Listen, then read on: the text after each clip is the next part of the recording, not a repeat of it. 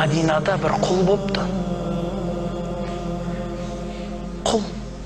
Құлдықтан жаңа ғана ажырап, сол ажырағанына қуанып, пайғамбардың мешітіне көп келгіштеп, сөздерін көп естіп, пайғамбардың көзіне көп түсіпті. Қараса әлгі кісі жалғыз өзі келет та тұрады, бірақ жас жігіт қайнап тұрған. Құл емес, азат болған. Сұрайды ғой: «Бәленше, сен үйленбейсің ба?» Сөйтсе, әлгі кісі өзі көріксіздеу болған екен. Көріксіздеу. Бір жағы ақшасы жоқ, бір жағы ағайын туысы жоқ. Кім ол өзі сонда? Соны айтады ғой пайғамбарымыз: «Я Расулалла, мен ешкім емеспін. Кім маған қызын береді? Мен құлмын, кеше сол өзімнің азаттығымды алған. Мен кедеймін, бар байлығым осы мешітке келіп оқыған намазым, айтқан тәсбихім, бүкіл ақшам, дүнием. Және өзім бармын. Түрім де келіспей қалған. Бір көзім үлкен, бір көзім кішкентай, басым денемнен үлкен. Мына түріме қарап, кім қызын береді дейсің?» Пайғамбарымыз айтады: «Жоқ, неге? Бәленше деген бір саудагер кісі бар. Соның қызы бой жетіп қалды болу керек. Жақсы қыз. Сол қызды айттырып бар менің атымнан» дейді. Пайғамбарымыз саллаллаху алейхи ва саллям осы сөзді айта салысыменен әлгі жігіт қуана әлгі кісінің үйіне жетіп барып есік қағады. «Ассаламу алейкум, келіңіз. Мен пайғамбардың бір жолдауымен келдім. Онда тіптен қош келіпсіз» деп төрден бір-ақ шығады. «Айтыңыз, қызыңызға құда түсіп келдік. Пайғамбарға бермеген қыз жоқ қой бізде, алыңыздар». «Жоқ, пайғамбарға емес, маған».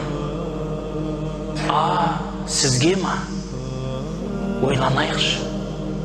Тойдың жағдайы керек әлі. Анасымен ақылдасайық. Ағайын туыс деген бар. Біраз сен де ойланып келсейші». Қарасаңшы сөздерді. Бұл сөзді анасы да, әлгі қыз да естіп тұрады көрші бөлмеден. Жігіт бұл сөздерді әбден естіген, біледі. Бірақ жарайды енді деп орнынан тұрмаққа қамданғанда қыздың дауысы шықты, дейді: «Әкетай, Аллахтың пайғамбары айтылғанда, одан әмір келгенде, сіз соны қабылдамайынша иманда толық болмайсыз. Ұстамаңыз мені. Алланың пайғамбары ешқашан маған жамандықты бұйырмайды. Ол кісі ұлы зат, білесіз. Мейірбан зат. Мұсылмандардың жанашыры, қамқоршысы. Мені қорлыққа, жамандыққа жұмсамайды. Әлбетте мәпелеп отырған қызын кім бере қалсын, қандай ауыр нәрсе, түсінуге де болады. Бірақ қызының ондай уәжін көтере алмаған атаны амал жоқтан келіседі. Той күні белгіленеді. Сол той күндіз болып, кешке келіншегін алып келуге дайындалып, әлгі жігіт мешітке кіріп намаз оқиды. Намазда пайғамбарымыз айтады: «Бауырлар, алдымызда бір Аллахтың жорығы бар еді. Кімнің шамасы жетсе атқа қоныңыздар. Маған серік болып Аллахтың дінін қуаттаңыздар» дейді. Болды. Әлгі жігіт келіншегіне барып рұқсат сұраса болар еді пайғамбарымыздан. Үйленіп жатыр ғой. Біледі оны бәрін. Жоқ. Тіпті шымылдықтың бетін ашпастан, некеленген жары шымылдықтың бетін ашпастан жанына отырып, айналайын, Құдай қосқан қосағым, Алла сенің тілеуіңді берсін. Бірақ мен сенің сұхбатыңды жақсы көріп тұрмын. Бірақ сенің сұхбатыңнан пайғамбардың сұхбатын абзал көріп тұрмын.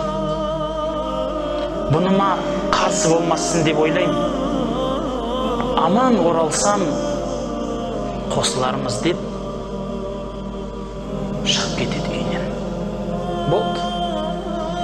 Соғыс болады. Өзіміз білетіндей, пайғамбарымыз өзінің жаны жақын адамдарды іздей бастайды. Сол іздегендердің қатарында әлгі құл жігіт те бар. Пәленше қайда?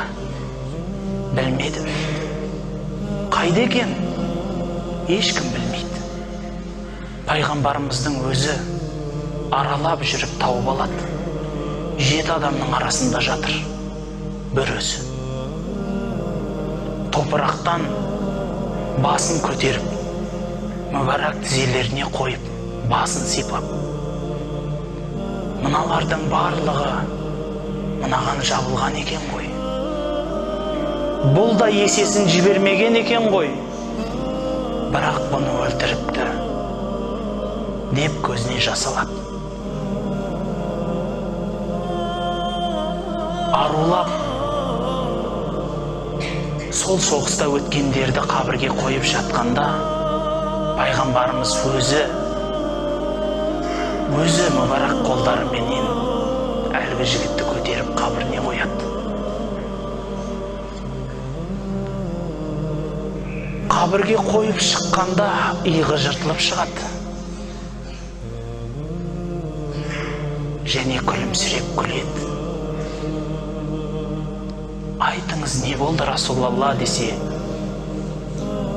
мен қабірге бұл жігітті әлі қоймай тұрып, хор қыздарының таласқанын көрдім депті. Пайғамбарымыз саллаллаху алейхи ва саллям ешкімге бір нәрсе жамандық бұйырмайды, бауырлар. Сол бұйрықтары жаңағыда айтып кеткендей ата-ананың құрметі болса, сол алып келген тәлімінің бірі қазір өтіп жатқан тәлім. Ол сіз өзіңіз Аллахқа қадам қылмайынша, өзіңіз өзгертпейінше, Аллах сіздің жағдайыңызды өзгертіп қоймайды. Сіз тақуалық етіп, нәпсіңізді тыймайынша, сіз жәннатқа кіре алмайсыз. Субханакаллахумма ва бихамдик. Ашхаду ан ла илаха илля